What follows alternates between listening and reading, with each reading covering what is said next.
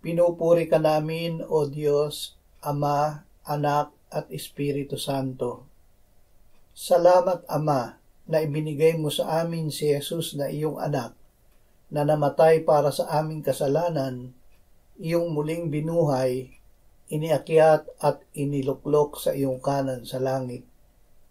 Salamat na ibinigay mo sa amin ang iyong banal na Espiritu at sa pamamagitan niya ay ibinuhos mo ang iyong pag-ibig sa aming puso.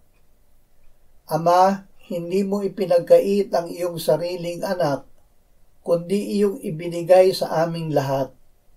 Nakatitiyak kami na malayang ibibigay mo sa amin kasama ng iyong anak ang lahat ng bagay. Salamat na kapag kami ay humihingi sa iyo, kami ay iyong binibigyan. Kung kami ay humahanap, kami ay nakakakita. At kung kami ay tumutuktok, kami ay iyong pinagbubuksan. Amen.